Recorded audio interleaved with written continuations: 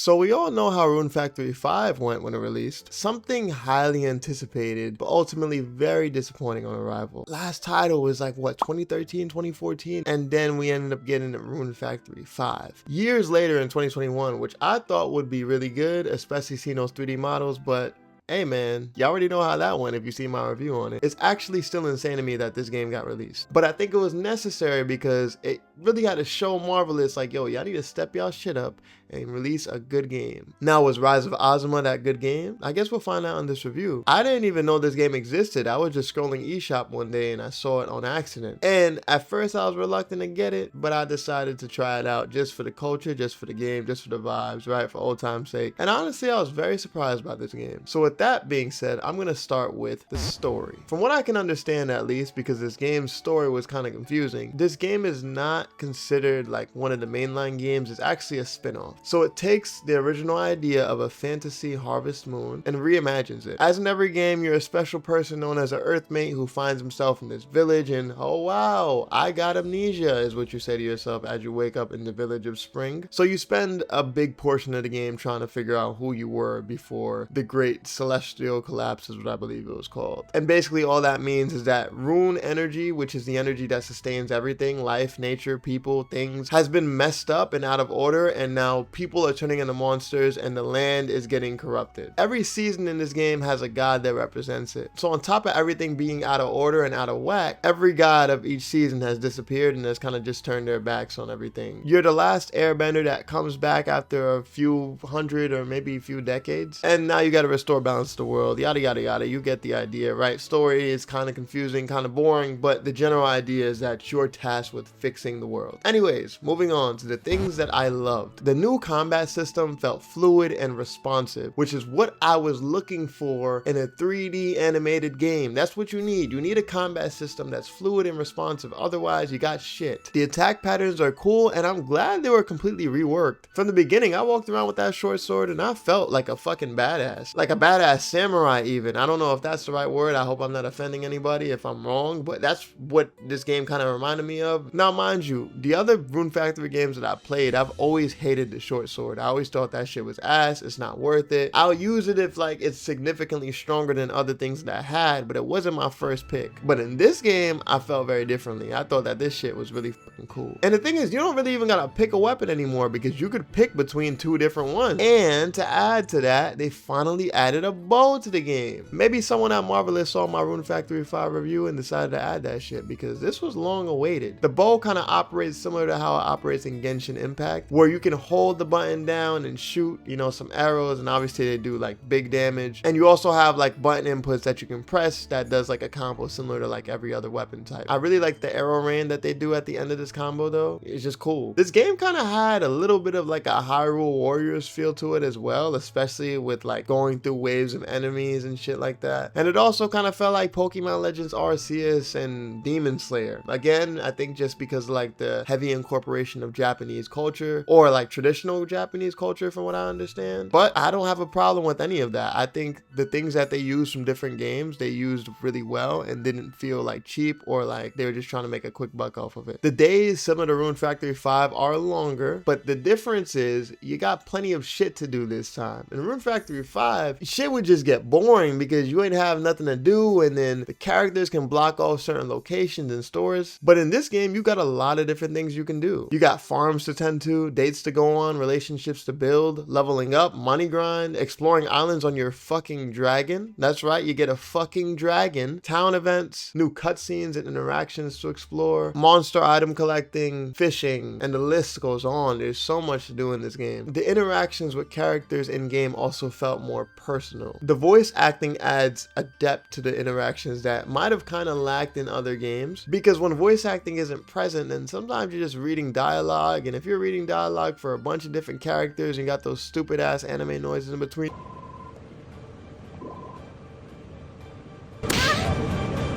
it could make things feel kind of hollow or like dead. But voice acting keeps it alive because I feel like I'm actually playing a game and, you know, watching a story unfold instead of reading a fucking book. The dates also feel authentic and genuine and not forced or like they're trying to push a certain narrative. You get to know the person and then over time you build a relationship. That's how relationships should work, right? Like you get to know the person first and over time then you build it. There's so much content from starting off just knowing the person to dating them to even marrying them. And all of the characters were handled with love and care and didn't feel rushed or overlooked. The other thing that I like is the unique dialogue. There's plenty of character interactions that make the game feel fuller and more alive. I really felt like I wanted to take my time getting to know each character. In other games, you just get random events that spawn sometimes if there's not another event. Like in Rune Factory 4, for example, like getting the event that you actually wanted was a pain in the ass. Everything was RNG related. But in this game, you work yourself up slowly, and every time you level up the character, they have like a unique dialogue, and I'm like, yo, that's nice. It makes me feel like I'm making progression. And there's so many ways to do it. You don't just gotta give them an item that they like. You could fucking take them somewhere nice, take them to a waterfall, talk about politics. Like you got options here, and you can refresh those options. The party system in battle is also really cool. You start off with 3, but then you're able to upgrade to 6, which you can swap between, right? Because 3 is the limit that you can have at the time, so a party of 4 really. Having people in reserves is a cool thing, so if one person dies, and boom, just swap them out and you got a new person in there. There's a skill tree system, which I'm actually a fan of. I didn't used to think that I was much of a fan of them because sometimes skill trees can feel like not intuitive or not easy to understand, but this one is not complicated and it's very easy to understand. It's very straightforward. You could also use skill points to upgrade your sacred treasures, and since we mentioned sacred treasures, let's talk about them a little bit. In this game, you don't have individual hammers and axes and hoes unless you count Ulalaka.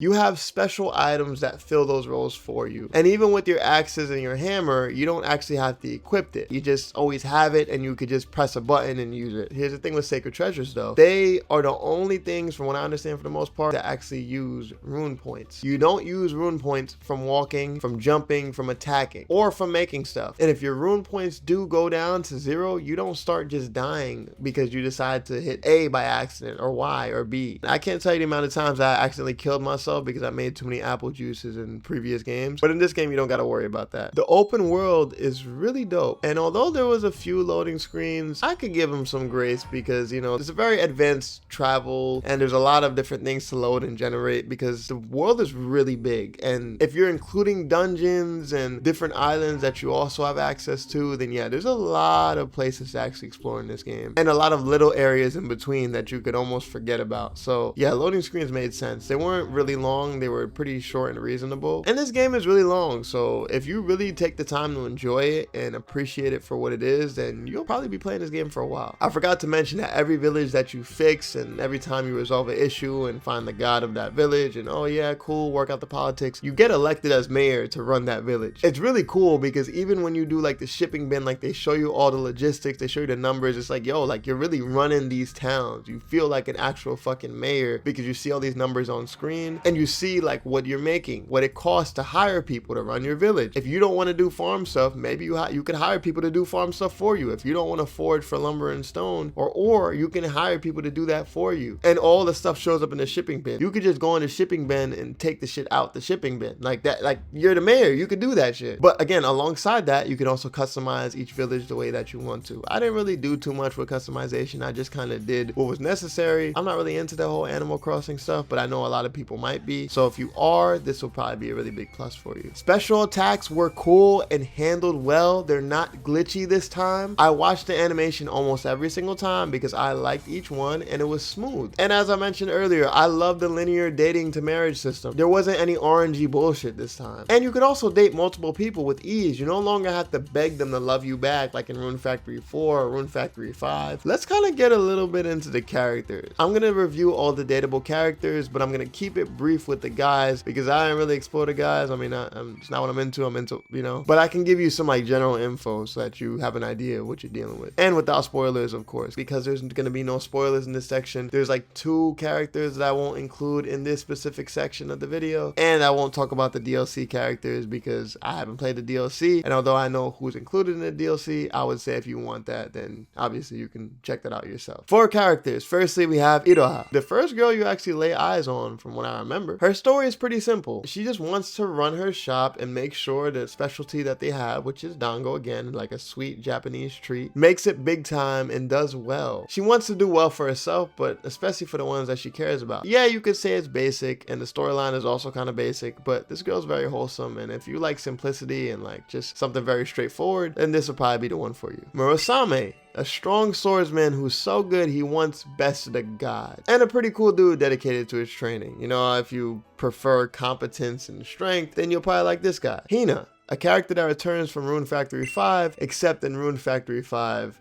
she was a child. Azuma clearly takes place in the future. Hina is now a Seed Ranger, and Seed was the special ops group in Rune Factory 5. She's responsible now for exploring the world and reporting back to her village, Rigbarth. She's kind and compassionate, but not at all a pushover. Like, Hina could box. And she could also turn into a giant-ass fox and fuck shit up if she needs to. This is the one I actually ended up marrying, because over time I ended up liking her for her values and how she carried herself, and she also wasn't afraid of a little hardship and a little difficulty, and that's kind of what I feel like you should look for in a partner that you're trying to build with. Next, we got Moro, which is Hina's co-worker, basically. He kind of reminds me a bit of Cecile from Rune Factory 5, but he's less bitchy and more quirky and random, and like soft-spoken and on the softer side. If you're like into that shit, then sure, you'll probably like this dude. We got Ulalaka, the big-tittied goddess of spring, who's also an alcoholic. She's kind of ditzy and a little bit aloof, but I mean, if you're into that, like over-the-top, exaggerated proportions of anime woman that, you know how they do. Like, you'll have the anime woman with these fucking ginormous fucking titties on her, and her fucking body doesn't match up for some reason. I don't know why they do that, but Ulalaka is that. Fubuki, this furry motherfucker. He's kind of like the Deku soft-spoken anime male aesthetic that's like really quiet and chilled out and like, yeah, no, I really like that. I think that's cool. Like, you know what I'm talking about. He can turn into a fucking monster too, so don't play with my son. Like, he'll really fuck you up as well. There's Mitsuri, the flaming goddess of summer. Competitive over any given task and known for her swordsmanship. A little hot-headed and very impulsive, but she just wants to be baby low-key. If you like fierce little woman that'll probably bite you or punch you in the face depending on how she's feeling when she's mad, then this is probably the one for you. Next is Kurama, kind of like Byakuya from Danganronpa. He's cool, he's logical, he's quirky, he's like, he got the comebacks. I like this dude. I thought he was cool. Next, we got Kanata, the goddess of the heavens. This is not the down-to-earth goddess that you get along with and in the process forget is a goddess. She makes it real clear from the beginning, I'm a goddess and you're gonna treat me as such. She carries herself that way and she speaks as one, until you get to know her a little more and see that she's just an overworked sweetheart and she just needs someone to help her decompress. I liked her storyline a lot. Actually, I think I liked her storyline the best out of all the characters in the game, and I thought that it was hilarious. Kanata's definitely a top tier character. The last character I'll speak about in this case is Kai. Very loud, very abrasive up front, and he pretends not to care, but he's pretty reliable, and when he's needed by those that he cares about, he shows up. That's some brief info about all the characters for the most part. Not all of them exactly, but like the ones that I can say up front. Again, I'm not going to talk about all of them because some of them have some spoilers in them, and some of them are DLC, and then some of them release later on in the game. And there's actually one character in this game that's technically optional, like depending on the decision that you make, that decides whether or not you get to fuck them. Like, it's kind of, yeah. Now that we got through all that, we got to the characters, we got to the story, we got to the things that I loved, let's talk about the things that I disliked. This story was confusing as fuck at times, and at certain moments I was just like, what the fuck is even going on? The plot points made no sense and left me scratching my head majority of the time. There was no intro cutscene, which sucks because I really look forward to those. Like, since Rune Factory 3, that was the game that I started with, I really liked the intro, like the intro in the beginning where you get introduced to the characters and everything like that. Rune Factory 3 had a good one, Rune Factory 4 was alright, but Rune Factory 5 was fucking fire, and there was 2. So I was kind of sad that we didn't get any at all in this game. But it's fair because there's a lot of cutscenes in this game, so I get it. I'd actually rather have them invest in the actual game itself than having a fire intro in the beginning, because I'm sure those are really expensive. There was some questionable voice acting moments. Gucci Gucci Goo! Hey, quit! Stop that! I shall make you an earth dancer. Earth dancer?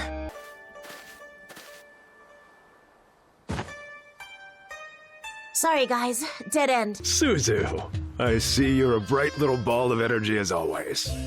There's a good girl. I'm the best girl! That you are.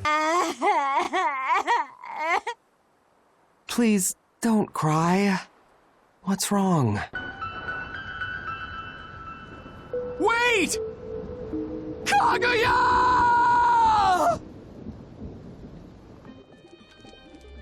Some of these cutscenes just looked a little stupid and cringy. Like, why did Hina do this move right here? We couldn't have just cut to a scene of her stopping us in our tracks because that was like the context of the scene. I think maybe also the fact that I got her wearing this outfit made this shit just look really goofy. Certain effects look cheap and unnecessary. They probably allocated certain parts of the budget to actual things that mattered. But like, these lightning effects are just weak as hell. Like, this shit looked like some shit that I would see on the PS2. Sometimes the game could be a little clunky, which is kind of expected from a 3D Rune Factory game. I was expecting a lot more of it, and it wasn't completely clunky, but it can be clunky at times, especially with the jumping. Like, the jumping feature is a cool addition, but we rarely actually use it besides like some platforming things, and the talismans just suck. Like, I don't know why they even added this in the game. It would have been cool if they treated it more like like the Kumasai. I think that's what it's called, Kumasai and Warframe. You know, like the ninja star shits? They weren't exactly ninja stars, but like, you know what I'm talking about. This shit right here. They're too slow and they do low damage, and there's nothing cool about them. It could have been like an alternative to the bow, so that you're not kind of forced to have one short range weapon and one long range weapon. You could have had the bow or the talisman. But that's really it. Honestly, I was really nitpicking with the things that I disliked because I can't say that there's many things wrong with this game. For my final suggestion, I would say buy it. It's worth its price tag. I would say for $60 or maybe $70 on the Switch 2, it's worth it. There's no complaints here. If you're looking for more content, I think the DLC is only like $10 or $15. Like, yeah, fuck it, bro. Get it. Like, get all this shit. This game is good. This game is worth your money. Rune Factory 4 and 3 were pretty good. Rune Factory 5 was some shit. This game was fucking fire, and honestly, my favorite out the series so far. This game was very clearly handled with love and care. It wasn't rushed, and it wasn't like anything super over the top. It was just enough to make a quality game that's worth its price tag. And there's lots of content and lots of voice acting.